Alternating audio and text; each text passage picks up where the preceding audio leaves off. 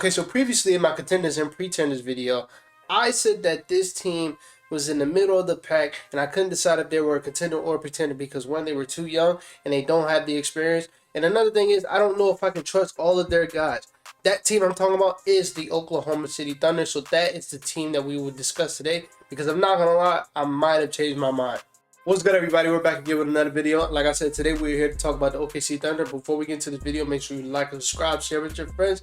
But let's get straight into the video. Like I said in the intro, I didn't know if I could put this team as a contender because they were just way too young. And I can see going into the playoffs, I can see just Shai showing up and the rest of the guys not like completely falling off or like kind of struggling, because it is a big moment. You're in the playoffs right now. They're currently the 1 seed, so they're going to have the number one, they're going to have the home court advantage and all that stuff. So I can see those guys kind of fumbling while Shai is doing superstar stuff, which he is right now.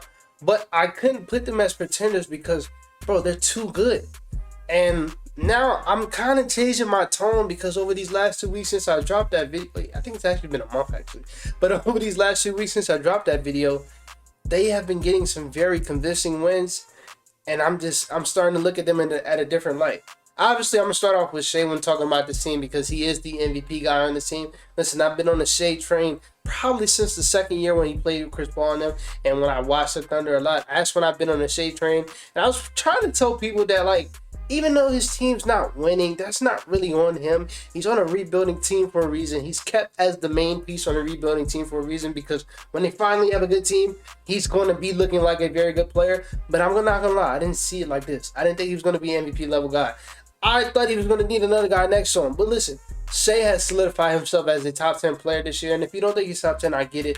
I think this league is very, very deep. So I'm of the thought that from player 7 to player like 14, it's all interchangeable. You can change it up whatever where you want. But he is in that tier of the superstars, the MVP talents. That's the tier that he's in. He's no longer in this Jalen Brunson, Ja Morant tier, Tyrese Halliburton tier. No, he's above that. And this year it's been pretty amazing. Like watching him, I think he has a case to be the MVP of the league. Because if you take him off, this is not the number 1 seed. I don't think this team will be trash. Because listen, if you take him off, you got to replace him with something. But it's not going to be Shai Gilgeous-Alexander. So I don't think the team will be trash, but I don't think they're the number 1 seed. Because I'm going to be honest, nobody expected them to be the number 1 seed, and he is a huge part of it. And going into the playoffs, I think he has the ability to outplay anybody in front of him. I'm talking about the Jokic's, the LeBrons, the Devin Bookers, the Kevin Durant. I think he can outplay all those guys. And I understand some people are going to say we haven't seen this Shai in the playoffs yet, and I get it. I really do. But I'm not with you, because I don't look at his game and say that he's going to slow down in the playoffs. Because when I'm watching in the regular season, it's nobody can stop him. It's nobody that can fucking stop him. So if we go into the playoffs, and most likely, let's say they're the number 1 seed, they're going to be facing the Lakers. He dogs the Lakers every time he plays them. They're going to be facing probably the Pelicans. He dogs them every time he plays them. It's just, I can see him dogging any bit of talent in front of him. So him as the number 1 has kind of changed my mind a lot, because when I'm looking at the team, same way I look at it when I look at the don't really give a fuck who's in front of him. Don't care what superstars in front of them. They're going to do their thing, and they're going to try to match. Like we seen last year, De'Aaron Fox seen Steph. I'm going to match what Steph's doing, even with a broken finger, and he did that. I think Shai don't give a fuck what's in front of him. He's going to give you 30 every night. So that's why I kind of changed my tune a little bit. Then we go to Chet. That's a big reason why I have Chet still as my rookie of the year, even though as of late, and I'm not going to lie, Vic's numbers have been looking crazy. It's just, and people probably don't care about winning a lot when it comes to rookie of the year. But I do, because listen, it's not a coincidence that this is the same exact team from last year. The only thing they changed is Case and Wallace, and that's not really a big change. This is the same exact team that made the 10th seed last year that is already the number 1 seed. They're like 5 games away from winning more games than they did last year. It's not a coincidence when you just add Chet, the whole team changes like that. Because, of course, Shai has gotten better a little bit, but he was an MVP. He's a real MVP talent now, but he was kind of an MVP talent last year. J-Dub has been pretty good. Giddey has been pretty okay. Lu Dort has been Lu Dort. But adding Chet to this roster, making them a number 1 seed, I haven't seen impact like this. I didn't think he's going to be able to play the 5 going into the league. And sometimes I still don't. But for them to be a top 5 defense with Chet, we have to start talking about him in the Defensive Player of the Year rankings because they don't really have that much defensive guys. I mean, J-Dub's okay. I think Shai steals. I'm still not on Shai's defense like that. I think he's good, but a lot of people think he's elite. I'm not really there. I think the one elite guy is Lu Dort, but you still have guys like Josh Giddey who are not that good. You got guys like Isaiah Joe, Jaylen Williams who are not that good. But this is a number 1 defense, and I'm not top 5 defense, and I think a big part of it is of Chet. And I think when going to the playoffs, his game is predicated to playoffs because he's able to play in space and he's able to be a spacer. And I don't think he's one of those bigs that will get played off the court because I think he can guard 1 through 5. I don't think he's elite. He's not no Bam, Evan Mobley, Jared Allen. He's not none of that. But he can guard 1 through 5, and that's going to help when he's facing all these guards in the West. Because it's a lot of them.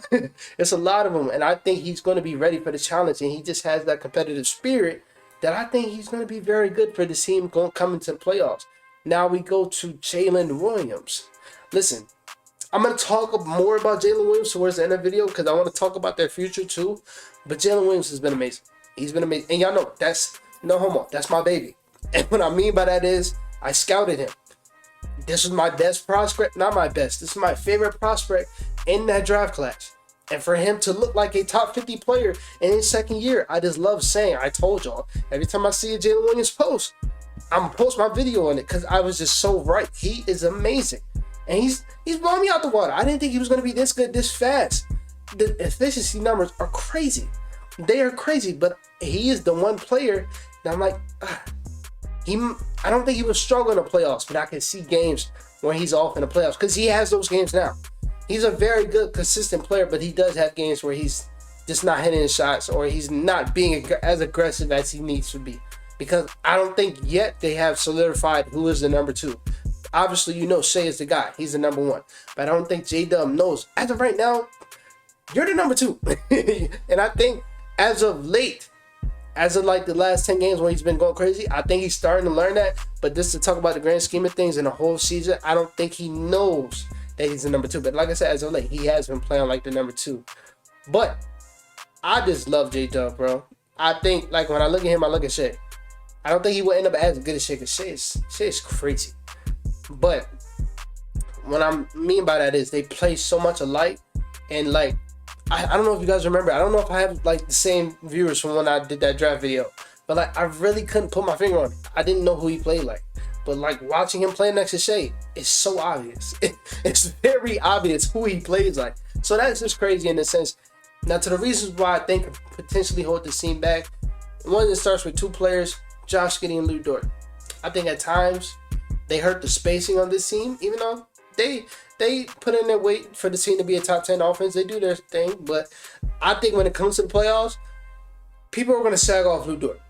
People are going to sag off Josh Giddey, and the scheme is going to be double J-Dub and double Shai. We seen it last year because Karis LeVert is an okay shooter. Isaac Okoro is an okay shooter. Both of those guys, just like Josh Giddey and Lu Dort, they're okay shooters. But the New York Knicks, you know what they did? They doubled Darius and Donovan for every fucking play because, yeah, go ahead. Beat us, Isaac Okoro. Beat us, Karis LeVert. I feel like that's what a team is going to try to do with Lu Dort because he's not that good of a shooter, and his scoring has been down since the start of the season. Josh Giddey, same thing, not a shooter, not a scorer. But I do think those guys kind of do different things that I wish Karis and Isaac did do last year, which is cut more, and they know their role. They know how to be effective without the ball. But still, I do think guys will double off of them a lot. Now, another thing that I'm not really a fan of is they have no other big. I like Jay Will. I feel like he does his job. But I just think they need a big body because a team like the Nuggets can hurt. That can hurt. Because, listen, this is not a big team.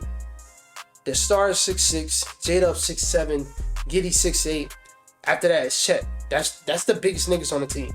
Aaron Wiggins like 6'5", Isaiah Joe 6'4", Kaysen 6'2", them probably 6 foot.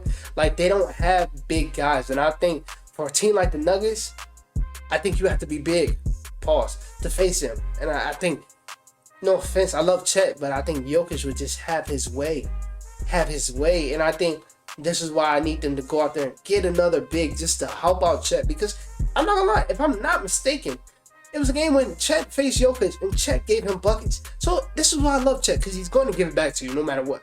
Who he's facing, he gets up for them big moments. Him and Wemby, that's why I love them so much, because they get up for them big moments and have them big games against the big players. But I think Chet's going to need help because he hasn't seen playoff Jokic yet, and I don't think he's going to be good against playoff Jokic. I'm not going to lie. But going against any other team, I have all the faith in Chet. But I do think a team like the Timberwolves can hurt. But I do think Chet played very good against the Timberwolves.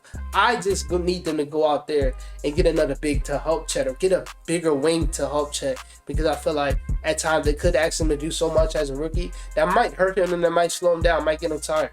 And in the series, that stuff matters. That really does matter. So I really want them to get bigger. But do I think this team is a contender? I'm not going to lie, yes, I do. Because at times, when they face the Nuggets, and like I told y'all with the Clippers, how you view as a contender in West is, can you beat the Nuggets? And I think, I'm not gonna lie, the Clippers look crazy as of late. But looking at the Thunder, when I look at them, I think they have a way they can beat the Nuggets. And I think it's Shai. I think Shai can have fun that series. And what I mean by that is, it's just really nothing over there to stop him. Shout out to Aaron Gordon. Shout out to KCP. Shai will average 37 that series. It's just, to me, and I think J-Dub will be right behind him with 21.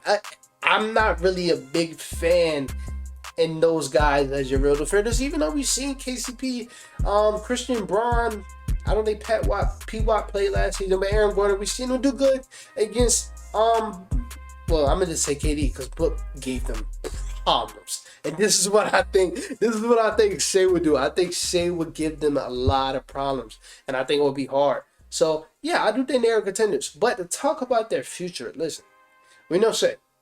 In this next generation, he will be a top 10 guy for a very long time. And then I'm pretty sure, I hope, we all know Chet will be a top 15 player in this next generation. But I want to go further. J-Dub is going to be a top 15 player in this generation.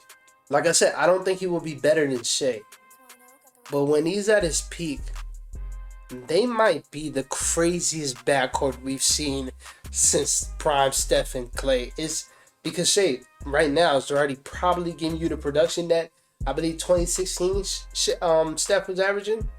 Now, back that with J-Dub, who really doesn't, like I say all the time when I talk about him, doesn't have no flaws in his game.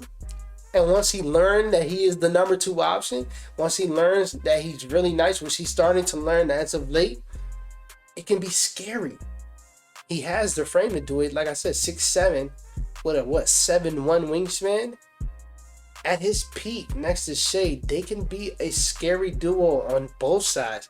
And then you back that up with Chet, who I think in himself can probably be a top 10 player in this next generation. I said top 15 earlier, I know that. But Chet is just, and let me take it back. I don't know if it's fair to put a ceiling on Chet. That's just how good he is. So, hey, maybe I'm glazing, what the kids say, glazing. But they can have 3 of the top 15 players in the next generation, and that is a scary sight. But they have to help him out. They have to give him some pieces around him. But that is a scary sight. And if you're a Nuggets fan, I envy you. I envy you a lot. Because I have a good, nice young team. Darius Garland, Evan Mobley. But I don't know if Donovan Mitchell's going to say.